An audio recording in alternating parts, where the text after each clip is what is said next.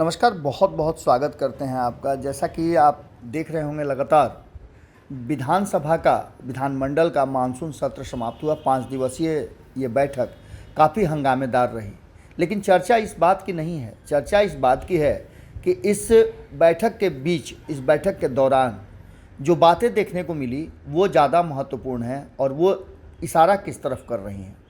एक तरफ जहां विपक्ष जो कि भारतीय जनता पार्टी है, उसने सरकार को घेरने का सदन और सदन के बाहर दोनों जगह खूब प्रयास किया, खूब हंगामे भी हुए और अक्सर देखा गया कि इन 5 दिनों में पाँचों दिन विपक्ष वॉकआउट कर गया, सदन की कार्रवाई चलती रही और ये साफ बता रहा था कि कहीं ना कहीं इसके पीछे की रणनीति कुछ और कह रही है।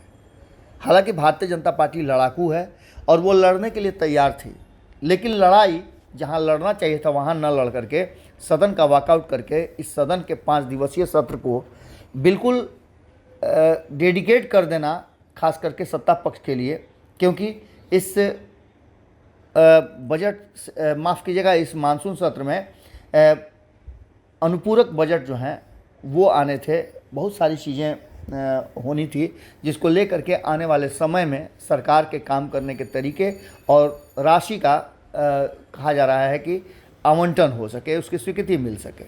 इन सारी बातों को लेकर के विभिन्न विभागों को सामने रख करके और उनके द्वारा दिए गए जो प्रस्ताव थे, प्रावधान थे, उसको पास कराने की थी।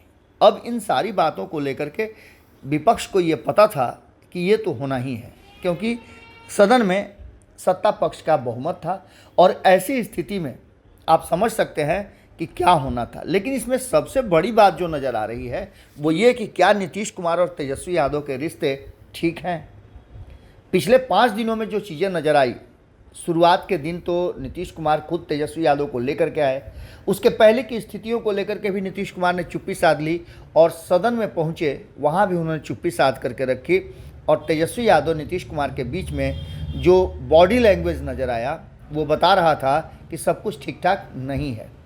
भारतीय जनता पार्टी नीतीश कुमार को घेरने से ज़्यादा राष्ट्रीय जनता दल और उनके नेताओं को घेर रही थी, उनके मंत्रियों को घेर रही थी और कहीं ना कहीं नीतीश कुमार इसे चुपचाप देख रहे थे। दोनों ही सदनों में नीतीश कुमार का बॉडी लैंग्वेज, और इस बार हमने आपको पहले ही बताया है कि नीतीश कुमार एक अलग तरह से नज़र आ रहे थे और उसमें ऐसा लग रहा था कि वो सदन में बैठ करके एक मंथन कर रहे हैं, सीटों को निहार रहे हैं कि उधर कौन बैठा है और उनके साथ कौन बैठा है।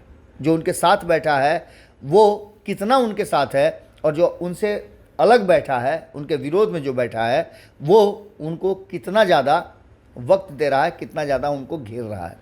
इन सारी बातों को लेकर के एक बात तो साफ नज़र आई कि सरकार में जो घटक दल हैं उनके बीच में सामंजस्य का अभाव दिखा, क्योंकि पहले दिन तो नहीं लेकिन दूसरे दिन सत्र चला तो वाम दलों का प्रदर्शन और सरकार के विरुद्ध, सरकार की नीतियों के विरुद्ध ज़बरदस्त ढंग से प्रदर्शन हुआ। शिक्षकों के साथ खड़े नजर आए और यहाँ तक कि शिक्षकों के जहाँ धरना प्रदर्शन हो रहे थे वहाँ जाके शामिल भी हुए।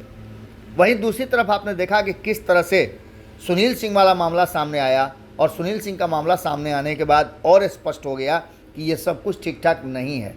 हमने उस विषय पर भी आपको बताया कि सुनील सिंह के साथ जब उन्होंने सीधे मुख्यमंत्री पर ही हमला कर दिया, अटैक कर दिया, उसके बाद से माहौल गर्मा गया और नीतीश कुमार यहाँ से पूरी तरह से एकदम बदले हुए नीतीश कुमार नजर आए।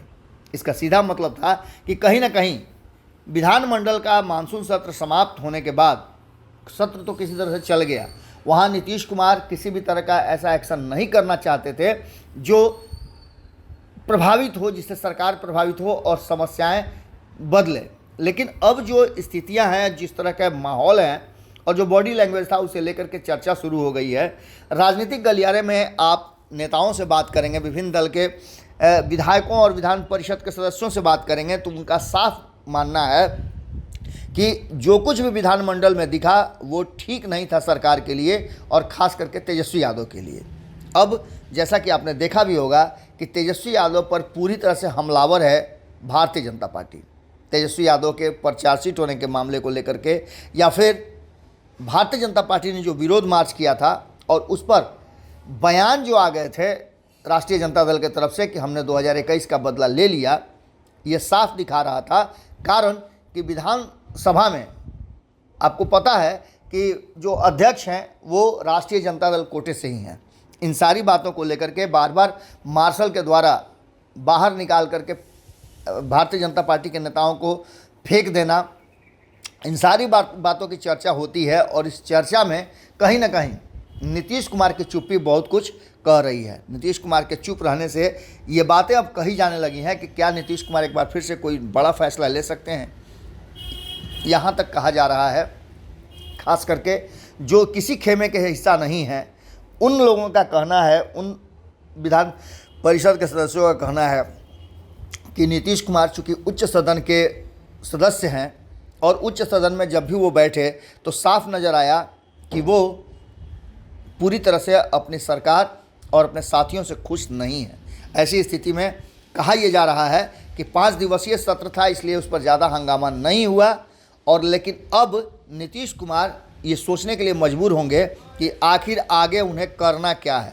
यानी असली खेल अब शुरू होगा। सरकार रहेगी या जाएगी, इस बात पर चर्चा शुरू हो गई है। और देखना दिलचस्प होगा कि जब इस पर चर्चा शुरू हो गई है तो ये किस जगह पहुंचता है। 2024 के चुनाव से पहले कहा जा रहा है कि एक बार फिर से बड़ा करवट लेगा बिहार की राजनीति। क्या होगा, हमारी नज़र बनी हुई है, आपकी नज़र भारत लाइव पे होनी चाहिए। अगर ये वीडियो पसंद आई और वह बिहार के राजनीति और बिहारियत से सरोकार रखेनी तो सब्सक्राइब बटन दबा के चैनल के सब्सक्राइब कर ली। ओजे एगो घंटी बा, ओकरा बटन दबा देला से कुल सटीक और मारक खबर रुआ मुफ्त में मिल जाई।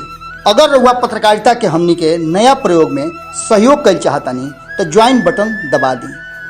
पेटीएम नंबर नोट कर ली 9386816700। धन्यवाद।